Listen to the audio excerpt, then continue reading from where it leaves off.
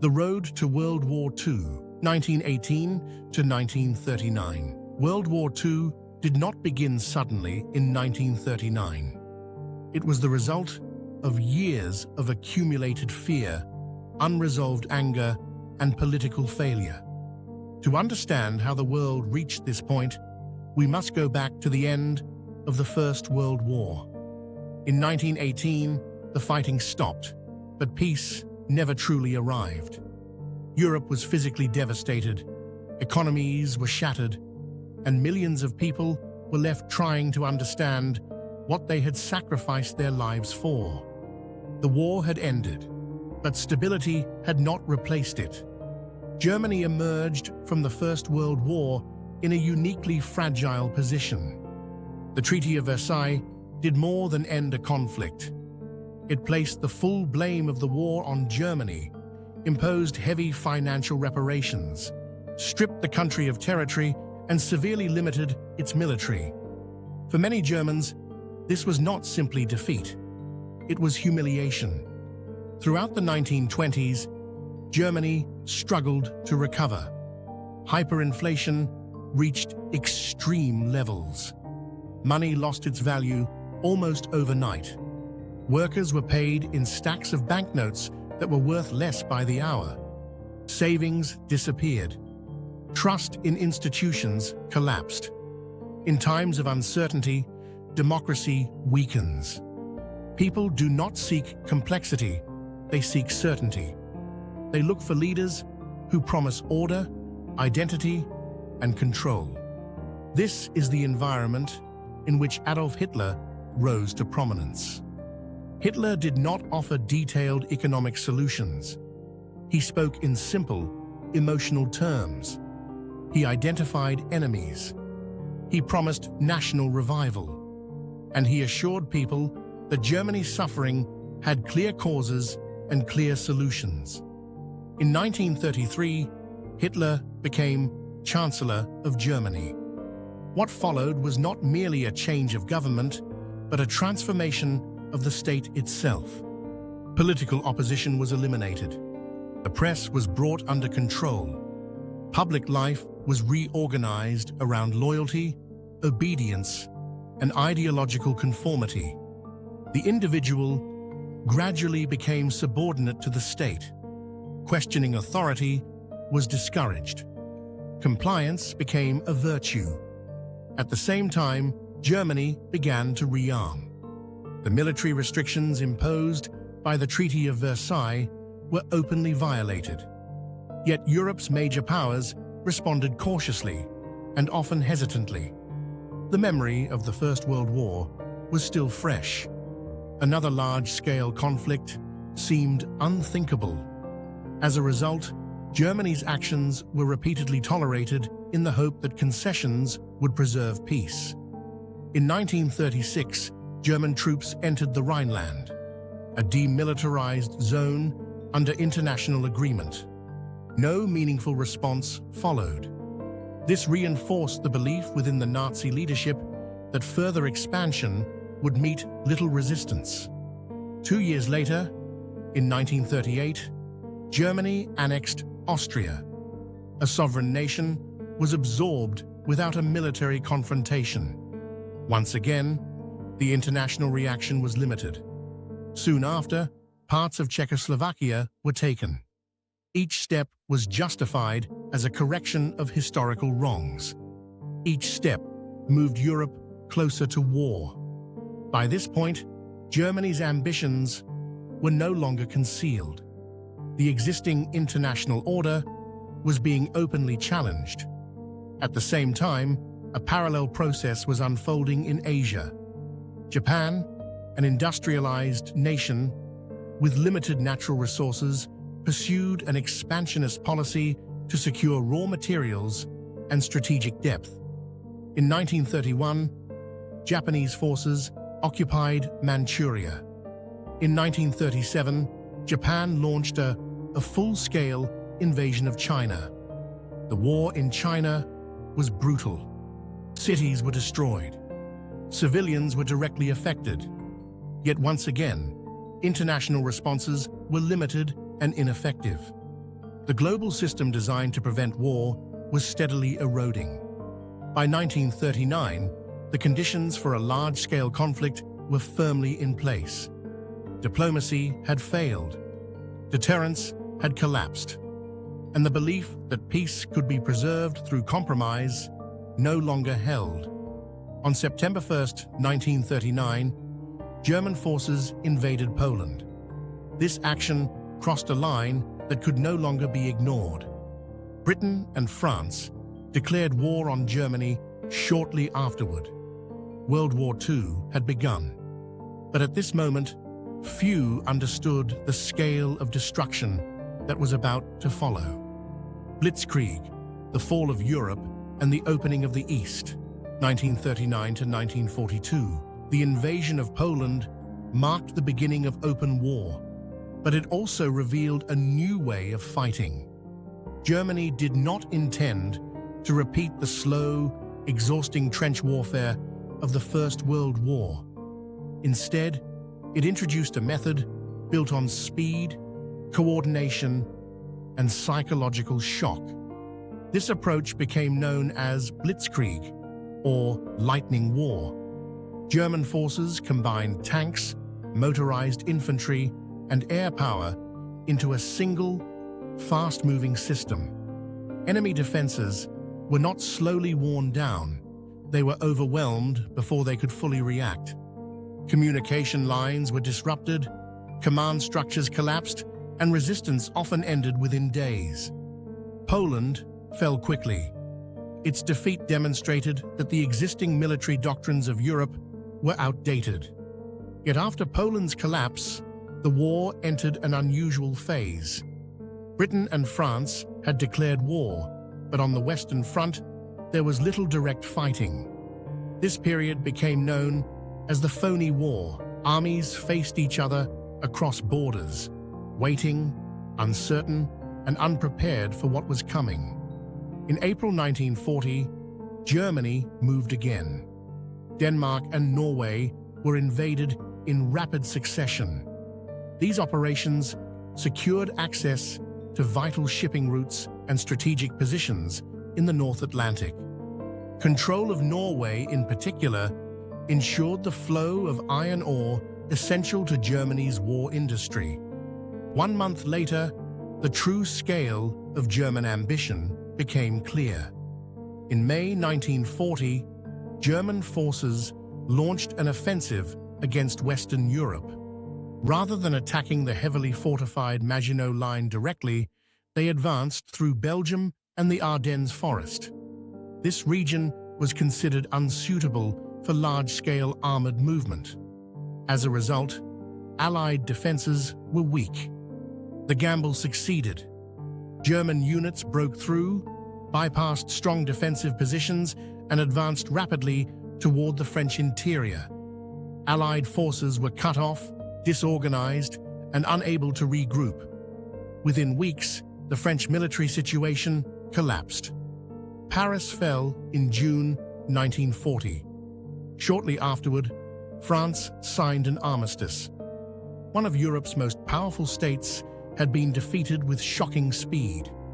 The fall of France transformed the war. Germany now dominated continental Europe. Britain stood alone. With France defeated, Adolf Hitler expected Britain to seek peace.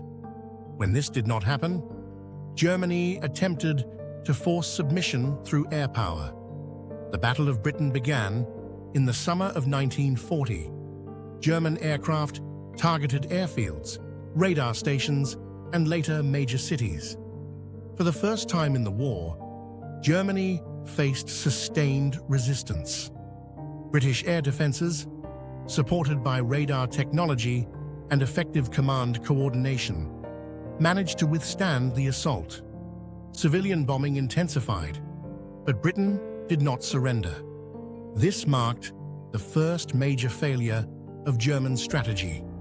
Unable to defeat Britain directly, the Nazi leadership turned its attention eastward. Ideology, resources, and long-term strategic goals all pointed toward the Soviet Union. In June 1941, Germany launched Operation Barbarossa, the invasion of the Soviet Union. It was the largest military operation in history. Millions of soldiers advanced across a vast front, stretching from the Baltic Sea to the Black Sea. Initially, German forces made rapid progress. Soviet units were encircled and destroyed. Entire armies collapsed. Cities fell. To outside observers, it appeared that the Soviet Union might be defeated within months. But this perception was misleading. The Soviet Union possessed depth, both geographic and industrial. As German forces advanced, supply lines stretched dangerously thin. Infrastructure was destroyed during Soviet withdrawals. Rail systems were incompatible. Fuel, ammunition, and spare parts became increasingly difficult to deliver. At the same time, Soviet resistance hardened. The war in the East was fought with exceptional brutality. Ideological hatred shaped military decisions. Civilians were directly affected. Entire regions were devastated. This was not a conventional war of maneuver, but a struggle defined by endurance and attrition.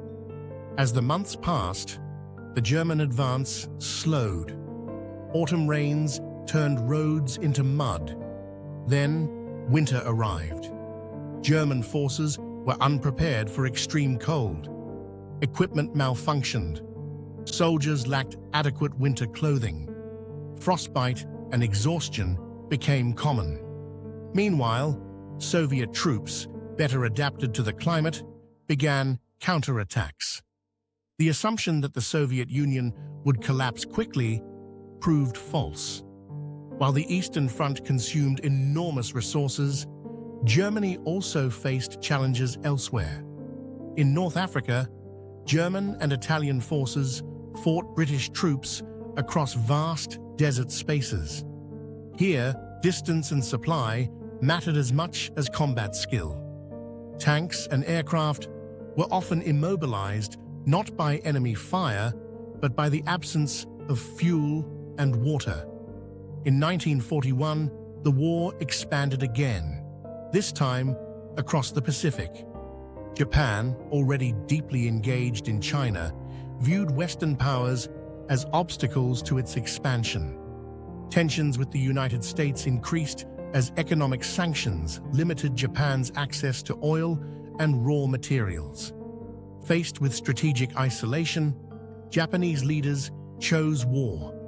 On December 7, 1941, Japanese forces attacked the American naval base at Pearl Harbor. The strike aimed to neutralize U.S. naval power in the Pacific. The immediate result was devastation. The long-term result was America's entry into the war. From this moment onward, the conflict became truly global. The United States brought immense industrial capacity into the war. Factories expanded, production increased. Ships, aircraft, and vehicles were manufactured on an unprecedented scale. The nature of the war shifted once again. By early 1942, the Axis powers controlled vast territories. Yet beneath the surface, structural weaknesses were becoming visible. Supply lines were overstretched. Occupied populations resisted, and the combined resources of the Allies began to outweigh early battlefield successes. The war had entered a new phase. The question was no longer who could advance the fastest, but who could endure the longest. Turning points: total war and the shift of power, 1942 to 1944. By 1942, World War II had reached a critical threshold. The Axis powers still controlled vast territories across Europe, North Africa, and Asia. On the surface, Germany and Japan appeared strong. Yet beneath this appearance, the nature of the war was changing. Speed and surprise were no longer decisive. Endurance, production, and adaptation began to determine the outcome. Nowhere was this transformation more visible than on the Eastern Front. In the summer of 1942, German leadership directed its focus towards southern Soviet territories. The objective was clear: secure vital oil resources and weaken the Soviet war economy.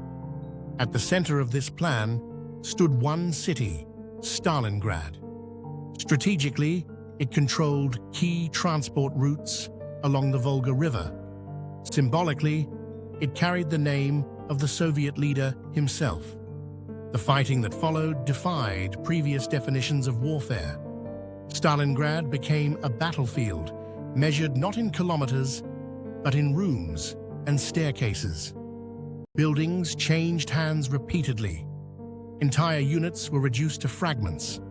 Soldiers fought in conditions of constant danger, hunger, and exhaustion. As winter approached, Soviet forces launched a carefully planned counteroffensive. Rather than attacking the city directly, they struck the weaker flanks held by German allies. The encirclement closed. Hundreds of thousands of German troops were trapped. The decision to forbid withdrawal sealed their fate. In early 1943, the remaining German forces in Stalingrad surrendered. This defeat was unprecedented. For the first time, a full German army had been destroyed. The psychological impact was immense. The myth of German invincibility was shattered, not only among enemies, but within Germany itself. From this moment forward, the Eastern Front shifted irreversibly. Soviet forces began a relentless westward advance. The war in the East became a grinding struggle defined by massive losses, destroyed cities, and total mobilization of society. At the same time, events in North Africa reached a decisive conclusion. The Desert War had always been shaped by logistics. Distance, fuel, and supply lines mattered as much as tactics. By late 1942, Allied forces achieved superiority in these critical areas. German and Italian units, increasingly isolated and undersupplied, were forced into retreat. In May 1943, Axis forces in North Africa surrendered. This victory opened the Mediterranean and provided the Allies with a strategic gateway into southern Europe. Italy became the next target. Allied landings in Sicily marked the beginning of Italy's collapse. Internal opposition to the war intensified. In July 1943, Benito Mussolini was removed from power. Italy later surrendered to the Allies. However, this did not end fighting on the peninsula. German forces moved in, turning Italy into another prolonged and costly front. As ground battles intensified, the air war expanded dramatically. Strategic bombing campaigns targeted industrial centers, transportation networks, and urban areas. The goal was to weaken the enemy's ability to sustain the war. Factories were destroyed. Cities were reduced to rubble. Civilian populations endured constant bombardment. The distinction between front lines and home fronts blurred. War became total. Meanwhile, the Pacific Theater followed its own brutal logic. After initial successes, Japan faced the full weight of American industrial power. Naval battles replaced traditional fleet engagements. Aircraft carriers became central. Control of the air and sea determined the fate of islands across the Pacific. The Battle of Midway in 1942 marked a turning point. Japanese naval losses were severe and irreplaceable. From that point on, Japan was forced onto the defensive. The Allies adopted a strategy of island hopping, capturing key positions while bypassing heavily fortified areas. Each island campaign was costly. Fighting was intense. Surrender was rare. Civilians were often caught between opposing forces. The human cost continued to rise. By 1944, the balance of power had clearly shifted. The Allies now possessed overwhelming material superiority. Factories in the United States and the Soviet Union produced weapons, vehicles, and supplies on a scale Germany and Japan could not match. The Axis powers fought on, but their options narrowed. In Europe, preparations began for the final confrontation. On June 6, 1944, Allied forces launched a massive amphibious assault on the coast of Normandy. Thousands of ships and aircraft supported the operation. Soldiers landed under heavy fire. Casualties were high, yet the landings succeeded. A second front had been opened in Western Europe. From Normandy, Allied armies advanced steadily. France was liberated. German forces retreated toward their own borders. Resistance continued, but the strategic outcome was no longer in doubt. The war had entered its final phase. What remained was the question of how it would end, and at what cost. Collapse, the end of the war, and what remained, 1944 to 1945. By late 1944, the military outcome of World War II was no longer uncertain. Germany was retreating on all fronts, yet the war had not slowed. In fact, its final phase proved to be among the most destructive. As defeat became inevitable, resistance hardened, and the cost to civilian populations continued to rise. On the Eastern Front, Soviet forces advanced relentlessly toward the heart of Germany.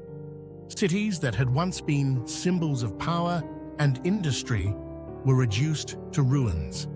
Millions of civilians fled westward, caught between collapsing German defenses and the momentum of the Red Army. What had begun as a defensive struggle for survival had transformed into a campaign shaped by exhaustion, retaliation, and overwhelming force. Inside Germany, daily life disintegrated. Transportation networks collapsed under constant bombardment. Food shortages became severe. Industrial production faltered. Yet, despite the obvious collapse of infrastructure and morale, the Nazi leadership refused to accept surrender.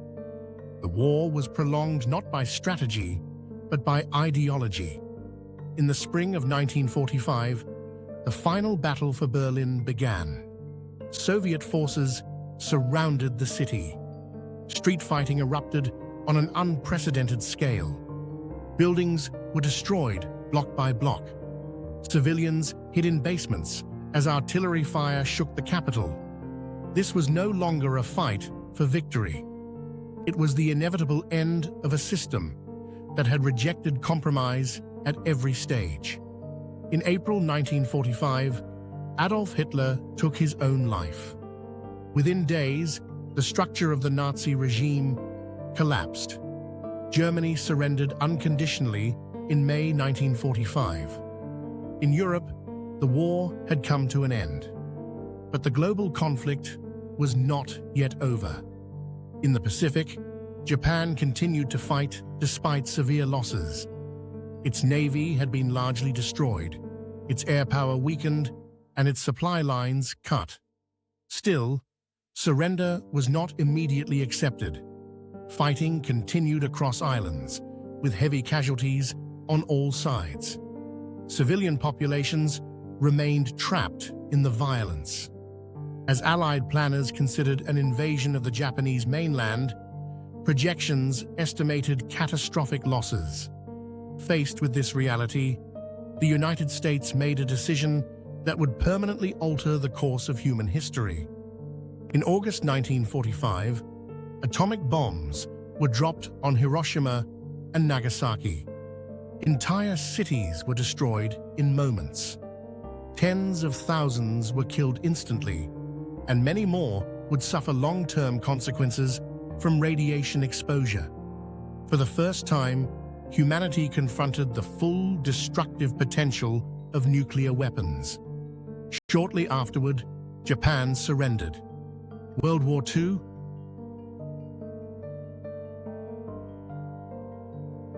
officially ended. What followed was not immediate peace, but silence.